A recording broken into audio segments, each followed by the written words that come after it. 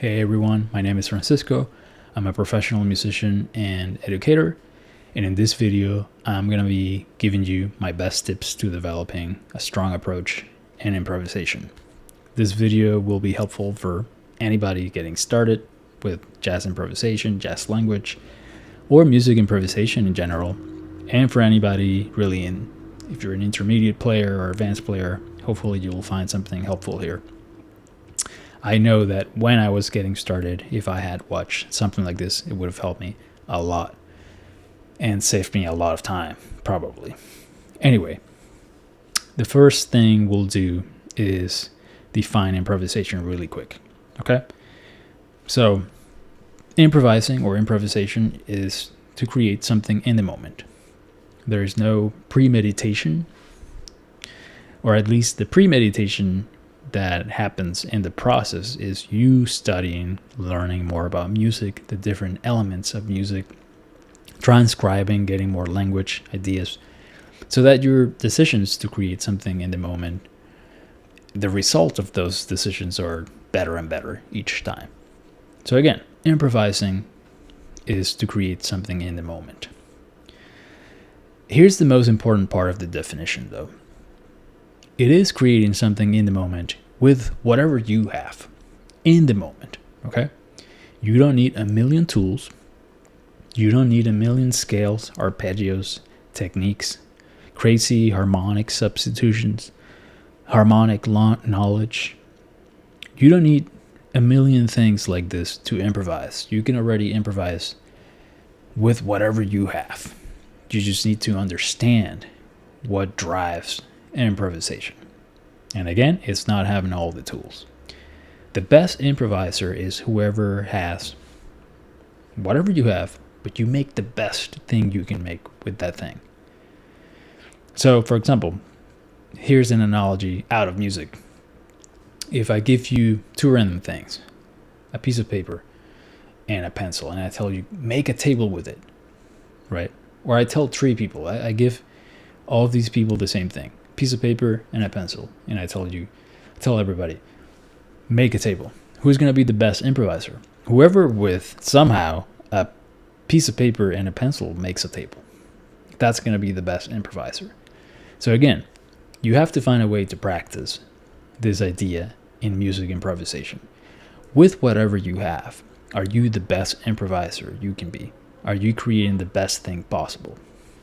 And one way to get there really is to understand the mechanism of variation. You have one thing.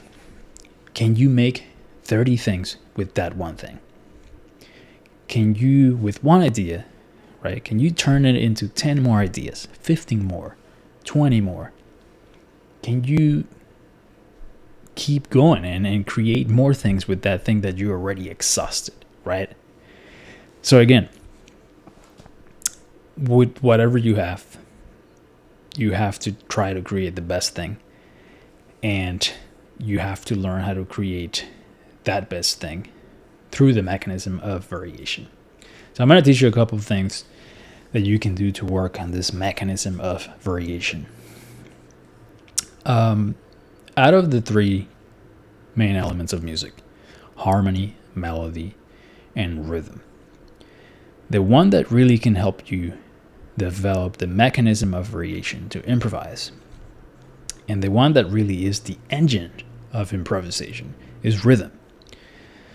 Harmony and melody depend on rhythm and pulse to have some sort of musical value. Otherwise, you would just have like an infinite sustain of a chord or a note. But rhythm is pretty independent. The only thing you need is a pulse, right? Some pulse context so that rhythm happens over it. But it doesn't need notes to sound lyrical. It doesn't need notes to have variations, right? To have multiple ideas and really infinite variations of those ideas. So for example, if I have one note, can I improvise with one note? Yes, I can, because I'm going to use rhythm to create my variations.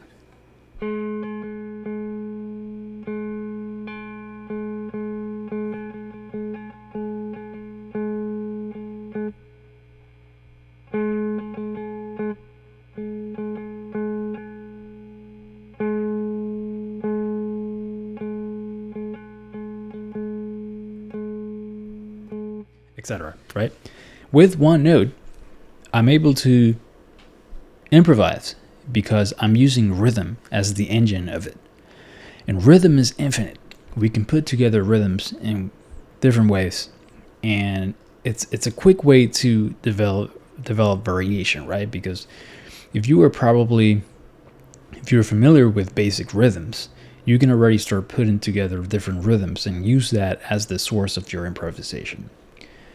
So again, we arrived at the conclusion here that we need a mechanism of variation, and we're understanding that rhythm is probably the quickest and easiest way to create variations. So it's an invitation to focus more on rhythm, instead of transcribing that solo and yes, obsessing over what notes Miles played, Sonny, and look at this lick, and okay, you can play this arpeggio on this chord, and all that's great. But what about if you focus on the rhythm? If you just sing or play the rhythm of these solos, Miles solo or Jim Hall, whoever you want, if you just have the rhythm of the solo, you're going to notice it sounds incredibly musical. It's lyrical, it's musical, it's strong. So again, your thing has to be strong rhythmically. I'm already giving you 2 reasons, right? It allows you to develop the mechanism of variation you need to keep coming with variations and having the ability to, with whatever you have, you keep making the best out of and develop whatever you have. And number 2, it needs to be lyrical rhythmically in order to sound good. If you have the best notes, you have the best harmony, you have the notes that Miles is playing, it's not going to sound good if your rhythm's not strong and lyrical. So again, take those solos and learn how to sing them, and don't play them. Just sing the rhythm, play the rhythm, tap the rhythms, obsess with the space in between those rhythmic ideas, and then put the notes on the solos. And yes, I'm not saying the notes and harmony are less important. I'm just saying you need to have a mechanism of variation, which is rhythm. It is the engine of improvising. And those need to be lyrical for everything else to really fall into place and work. Okay? So a couple of exercises. The first one is the one I just did. You can practice over a blues, maybe like a blues backing track with one note, and just make it a goal. Can I play a strong solo with one note using rhythm as the engine of it? Okay? It's all about rhythm here. And number 2, transcribe a solo, whoever you want, Sonny, Art Farmer, but just do the rhythm. Focus on the rhythm. When you get the rhythm perfectly in time, you can sing it with the track, you can sing it with, or tap it with the metronome, whatever you want. Put the notes on it. That way you're going to start developing a stronger intuition, stronger rhythmic intuition. You're going to start playing from rhythm, which is, again, the best mechanism of variation, and it is what really makes everything sound musical. Okay? To the point where, like, if you play random notes, but you have strong rhythms, it's going to sound good. Because it's not the notes, it's the rhythm. If it's strong enough, if you play them with conviction, it's going to sound good. Here's a bunch of random notes.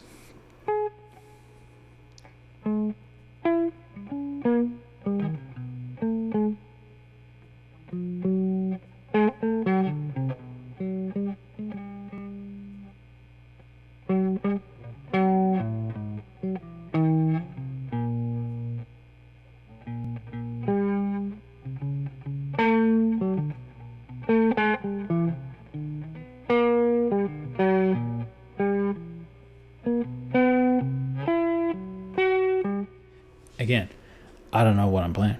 Bunch of random notes, but I'm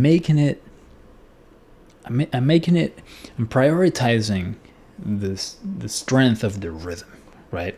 The space, the idea, the articulation, but all from a rhythmic perspective. And it's making my random notes sound like musical statements, but just playing random notes. Anyway, so the whole point of this video was you don't need a million things to be a good improviser. You need to have a strong mechanism of variation, which is rhythm. And you need to learn about lyrical rhythms, right? Slowly turn those rhythms into lyrical statements. So those things can really change your playing instantly, and I promise you're going to start sounding more like the records you hear. So anyway, this is my first time on the internet making instructional stuff. I hope you liked it. If you did, please like and subscribe, and I'll see you on the next video.